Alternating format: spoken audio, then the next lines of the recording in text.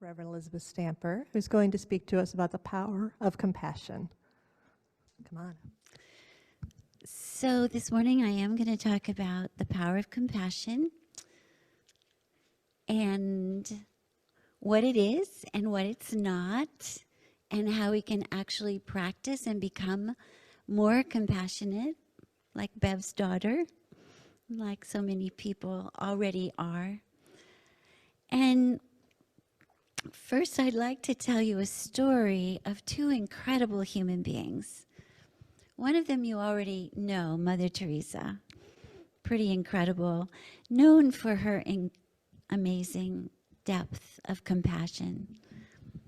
And the other person is an author, and I think of her as a people connector. Her name is Lynn Twist. Is anyone familiar with Lynn Twist? She wrote The Soul of Money, and she has been a fundraiser. She actually, some over 40 years ago, a very wealthy woman at the time, made a commitment to help end, hi Judith, help end world hunger. And so she's been doing that work for over 40 years. And then in more recent years, she is a co-founder of the Pachamama Alliance. So back in about 1991, she had a chance to visit with Mother Teresa in Delhi. A friend arranged an interview for her. So she goes to Delhi, and she's approaching the orphanage where she's going to meet with Mother Teresa. And she comes up to the door. There on the doorstep is a newspaper, and she thinks this is a piece of trash, so she's going to pick it up and throw it away. And she picks it up, and inside is a tiny baby, a really tiny, she said, the tiniest human I had ever seen. At the time, that orphanage had over 50 young children under the age of 2 that they took care of. So she picked up the baby and she brought the baby inside. And for the next few hours, she had the opportunity to help with the caring and the feeding and the diaper changing, the bathing of all these little ones. And it just made her so happy to be able to do that, to express that love in that way. I can relate. I love babies. And then she was called in to sit with Mother Teresa. And she describes that time with her as just, she's just vibrating inside with love and bliss to be in the presence of someone like this and to be having this conversation. And then this happened. This couple, very well-dressed, wealthy, older Indian couple, come barging into the room, and apparently they had had a meeting with Mother Teresa earlier, and the woman is saying, "We forgot to get our picture. We have to get our picture. We need our picture." And she thrusts her camera in Lynn's hands, and then she positions Mother Teresa in between herself and her husband, gets her picture, and then they leave. And through all of this, Mother Teresa is, of course, completely unfazed. And Lynn is completely enraged and thinks about it for the next few hours. She's just, how could they? How could they?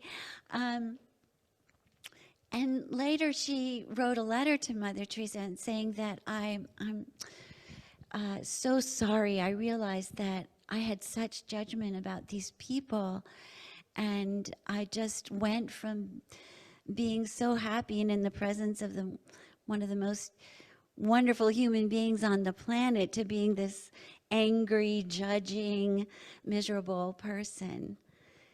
And she got a letter back, and in a few weeks, and the letter said, "Lynn, you must widen your circle of compassion. You must widen your circle of compassion. You have to open your heart. You know, the wealthy have their own way of suffering. No one's exempt from suffering.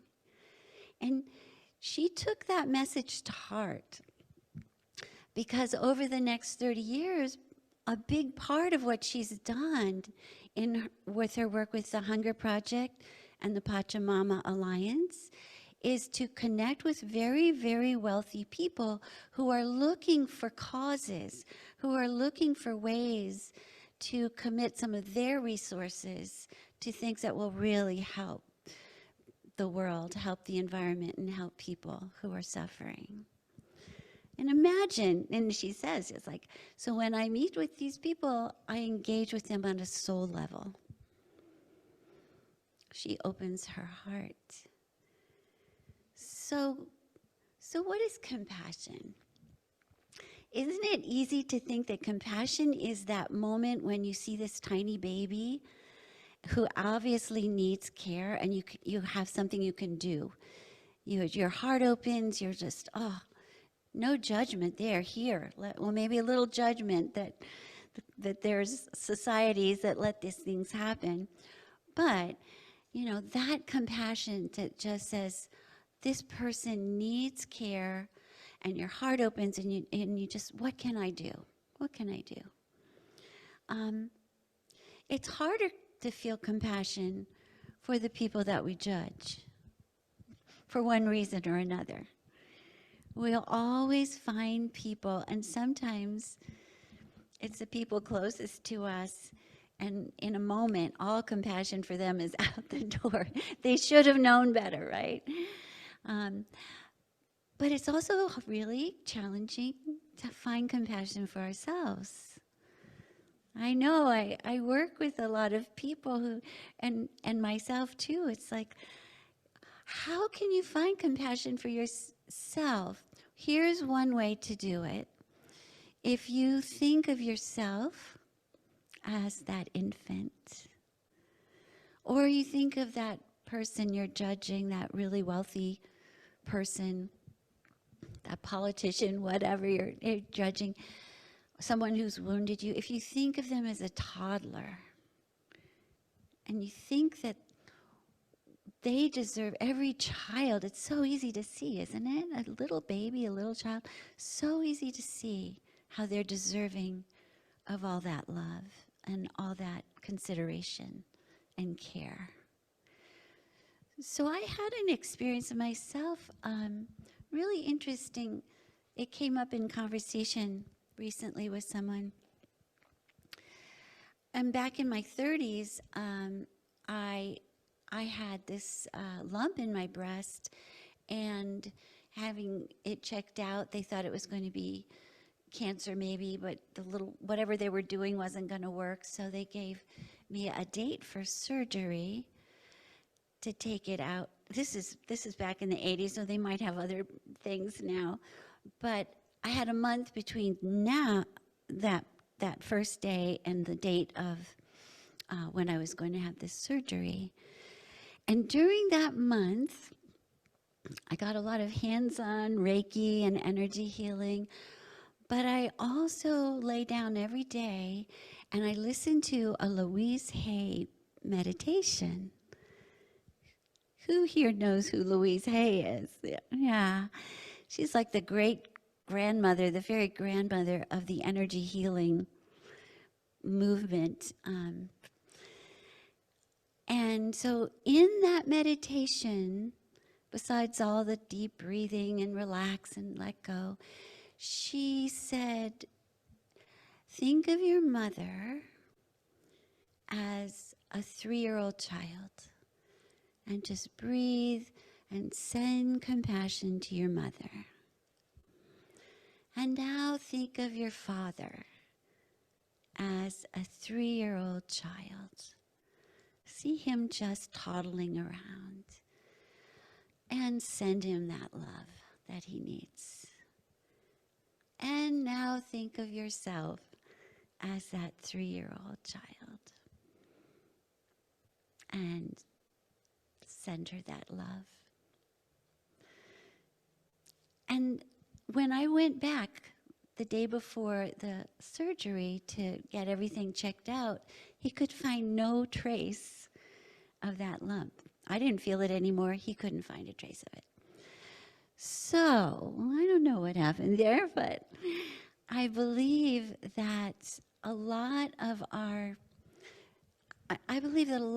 physical issues do stem from this natural need that we all have to express the love that we are.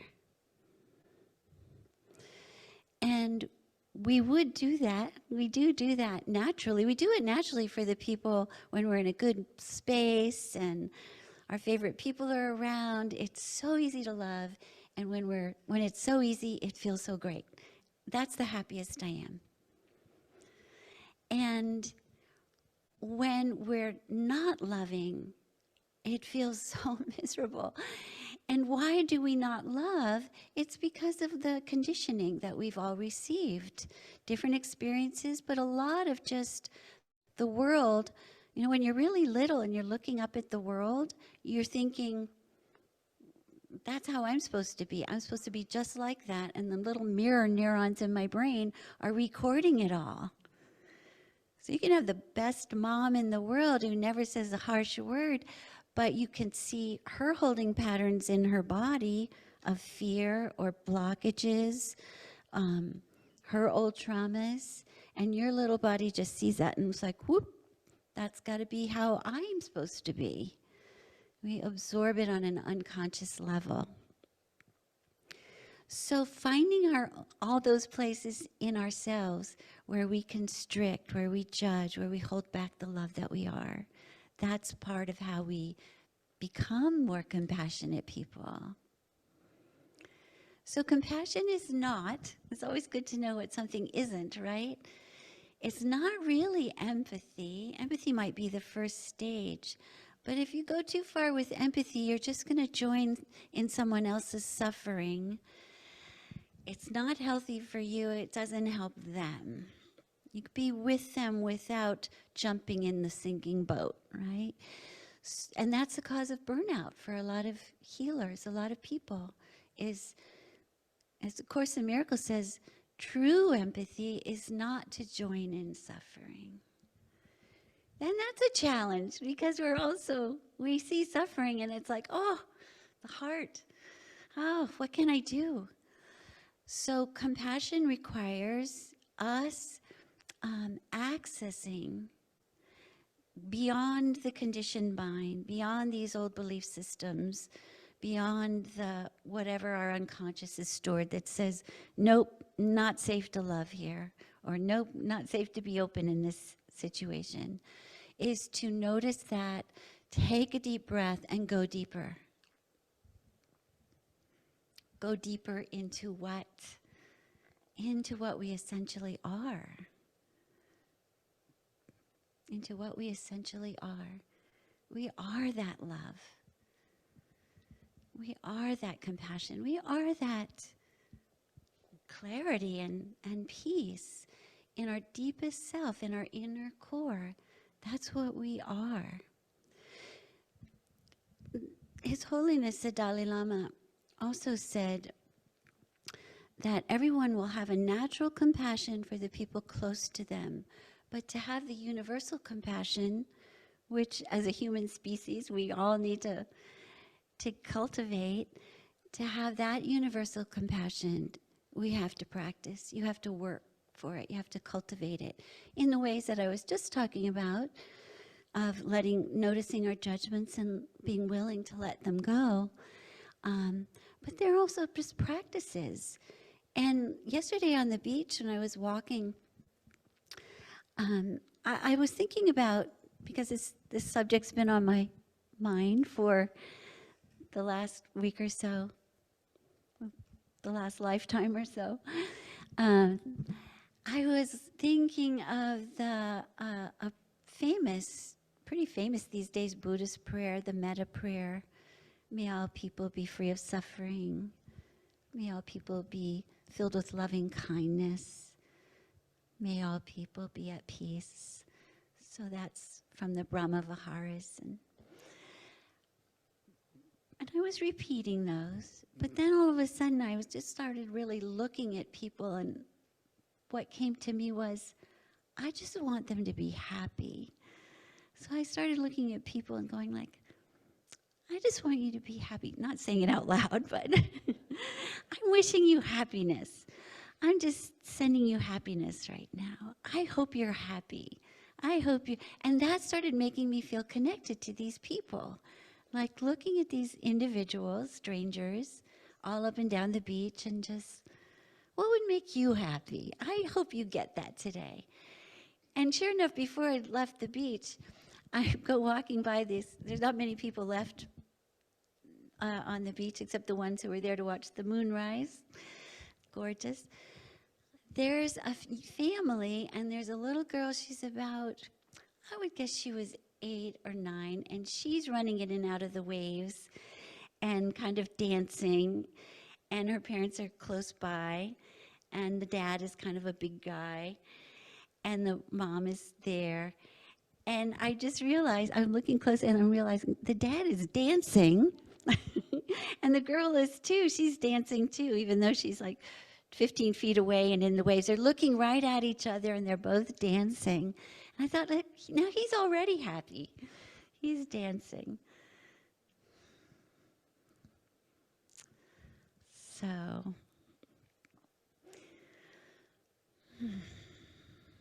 what it is, what it isn't, how to practice. So because we all have this capacity inside us to connect with the energy that is compassion, another definition of compassion is when love meets suffering, it becomes compassion. It's an aspect of the quality of love. It's the face of love, really, when we see pain. Compassion is the face of love. But if we all have connection to the source of that inside us, and we're here together, we can each have this, we can each from here, each and all, connect to this energy that is healing, that is uplifting, that is soothing, that is comforting, and we can find it within ourselves and send it out to a world that desperately needs more of that.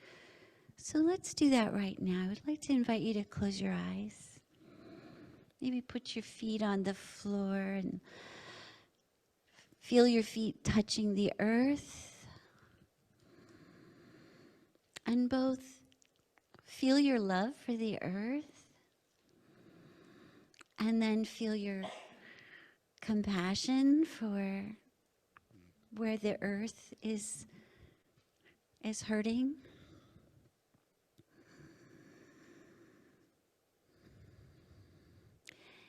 And then feel the compassion that the earth has for you.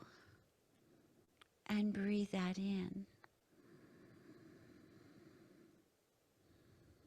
Think of all the times when you take a walk, like what Diana was talking about, you're out in nature, and you're just breathing in how much the earth loves you. How much every tree is breathing out the oxygen that you need to keep living. Breathe in how much the trees love you, how much the water, the oceans, the rivers, the sky, the clouds that bring rain. Fill yourself up with how much you are loved, first of all.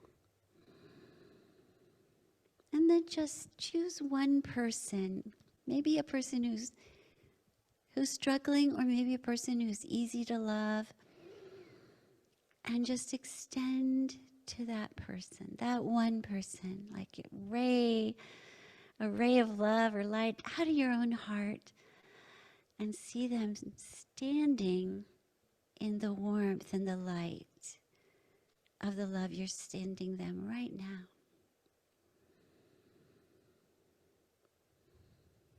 See that person standing in the love and the light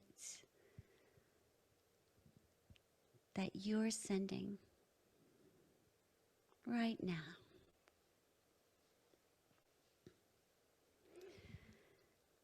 And then see a place on the planet, a place that is having lots of troubles, lots of difficulties, lots of suffering. And being connected to Source, don't join in that suffering, but just focus on that space, that place on the planet, those people. And once again, imagine a ray coming from you, coming through you. We can do this every day. With this intention, we are healed and we bring healing energy more and more onto the planet. And then see that country, see those people standing in the light and in the love.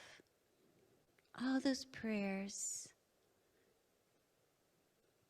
all those heart-centered meditations. That's all happening. That's all happening. And to remember too that we're one small group. Let's join our energy and know that it's amplified because we're here together and we're connected to each other. Send that out as a group to our earth, to our loved ones, to our city of Melbourne, to our homeless, to our children, to all the people everywhere in the world, and to all of nature.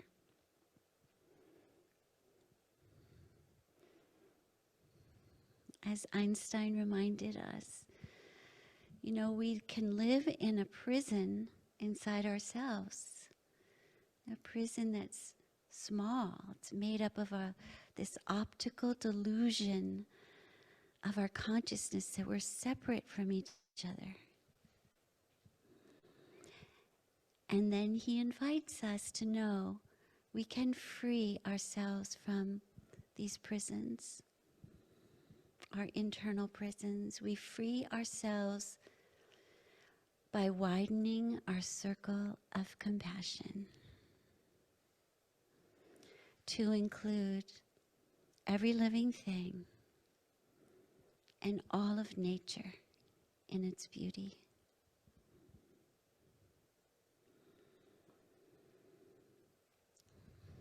So take a deep breath.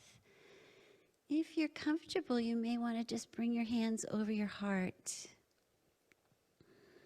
and bring that compassion back to yourself, back to the 3-year-old inside you, home to the little infant in your arms, in your heart, every part of you.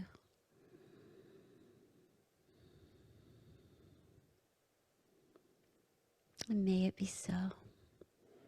Thank you, everyone.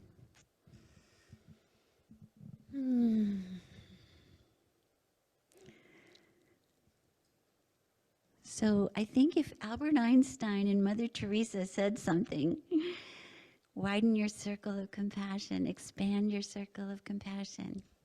Those are good people to listen to, right?